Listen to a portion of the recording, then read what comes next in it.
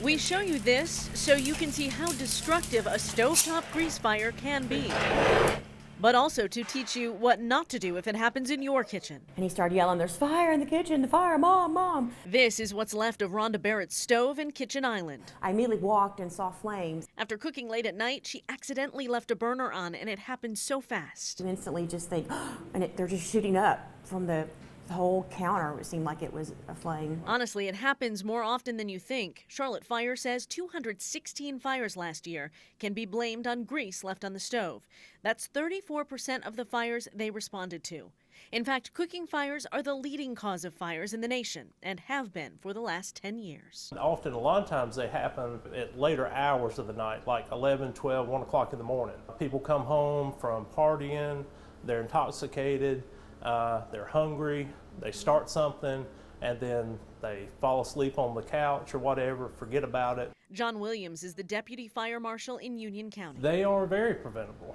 So we asked him and these Wingate firefighters to show us how, inside this house donated for training, this pan full of oil heated to a dangerous temperature. What we did in there was a typical grease fire. Correct. Very typical. Different people will feel, put different amounts of grease in there, but yes, that was real life. You hear that pouring water on a grease fire is a bad idea. Well, this is why. Stand too close and you could be seriously injured. House is full of smoke, so you want to find a lid or something to put over the pan, and you see how it pretty much smothers the majority of the flames out. But even that doesn't always work. You've got the flames on the backside that's catching the plastic parts of the stove on fire. So you can't always count on that. No. Then we caught wind of these. This is one brand of chemical flame retardant you hang over the burners. We're supposed to put them under the hood, over the burners. So I guess the way this range is set up, we can put one there and maybe one on that side. When the flames reach them, they pop open. The Charlotte Housing Authority installed another brand in more than 300 units in 2013. They tell us they have assisted a little in slowing down a few fires, but the sprinkler still comes on in the unit and floods out the fire. We put them to the test. Twice. You can see they helped for a brief moment, but the fire started right back up.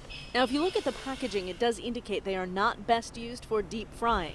While we weren't using a deep fryer, there was a fair amount of oil in the pan, maybe too much for the devices to handle. For the cost, put them up there, I'm sure it's gonna make a little mess, but it's still a whole lot cheaper than having to do a lot of remodeling to your house. But nothing, he says, is a guarantee. It seems like lesson learned. Call 911 right away. Definitely. Whether you've got something like this to use or you don't, go ahead and call 911 and get everybody out of the house. It's what Rhonda did. Don't cook when you're really exhausted and tired. Perhaps the first step toward prevention. Kristen, Miranda, WBTV, on your side.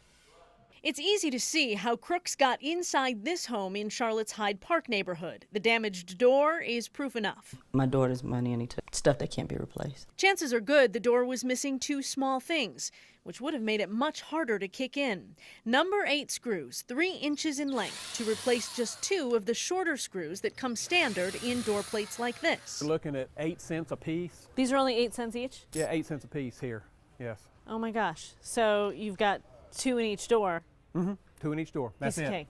16 16 cents. cents. And a little bit of labor. We heard it really would make a difference, but we wanted proof. So we set up a test with a local contractor and a set of identical twins. You built us a couple of doors. So we built a couple of mock doors to demonstrate the difference in the size of screws and the latch plates. In the door on the right, 1/2-inch plate screws, which come with the doorknob when you buy it. Those screws only screw into the door frame itself. Okay. And the door frame is made out of a real soft wood. It's a white wood.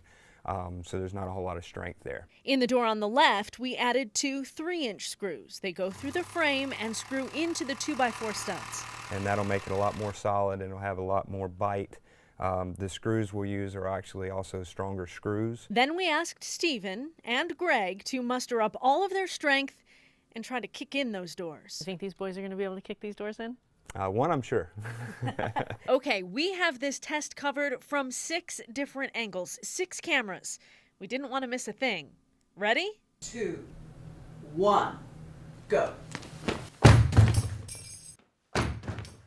So there you go. The longer screws held, and the shorter screws, Okay, so one good kick. That's all it took. One good solid kick. the plate ripped from the door, and the frame split. Do you hear from people a lot that they want this done, or do you think most people don't realize that you can do this? Most people don't realize it until after it's too late. Right.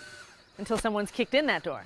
A simple way to deter the bad guys. The more noise they have to make, the more Exactly. likely they're going to get caught. They'll attract attention of somebody, and anything you can do to frustrate them. Which makes them less likely to finish the job.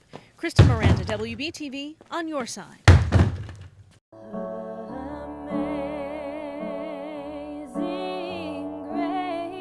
Growing up wasn't exactly easy for Jamie Nader. I had my first solo in church when I was 8. Like her natural talent for music, there were many other things that she couldn't explain. I'm just this mixed kid growing up in a white family. Nobody knows what I am, who my father is, and it was just, it was definitely hard not knowing. I just always wanted to feel like I belonged somewhere. But eventually, technology stepped in to help her search.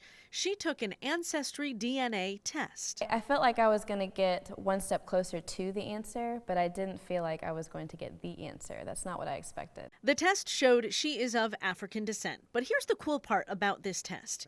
It also matches you with other people who have taken it to see if you have any cousins out there, people with your similar genetic makeup. Well, she did. She reached out 3 times to a woman who she thought could be the right age to be her aunt, and she eventually heard back. My aunt didn't know what to think at first. It was a pretty hard pill to swallow. First they messaged, then a phone call. We stayed up for hours, but she wasn't convinced that I was her niece. She felt like we could have been sisters, we might have been cousins. Long story short, this woman called her brother, and The first thing he said to her was that he was in the same city at the same time as my mom in 1985. he didn't know about Jamie, didn't even know her mother had been pregnant. It just shows the power in which DNA testing can do for the individual and really can unlock the story that we want to find out for ourselves. It's so priceless in the sense that you just don't know what you can find out until you take the test and really start on the path. A nearly 30-year mystery solved in a matter of months in this case. Think about that timeline. In September, Jamie took the test. In November, she tracked down the man she now says she knows is her dad. And in December, they met. This is that moment. First thing he said was, I'm trying not to knock over all these people because he just wanted to like leap across and give me a hug as soon as he saw me. And then the next thing he said was, look at you. And then I said, look at you. They only spent a short time together, less than a day. Her mom helped to fly him to Texas from Washington State while Jamie was visiting. We've talked every day since then. This might be the only picture she will ever have with her parents. I see that I really am a combination of the two of them. A feeling she worried she would never have. I didn't feel like my story was done. Like I just had these strong instincts there was something more to the story, and there was. So I'm really glad I didn't give up on that. She didn't want a life feeling unwanted, rejected, unloved. A lot of people would look at this situation and say, what a coincidence. Yeah, no, it's not. There's just no denying that God was in this. The timing of it, the instincts that I had, like I'm completely convinced that that was God whispering to me. That there was a family, mom and dad, for her. Kristen, Miranda, WBTV, on your side.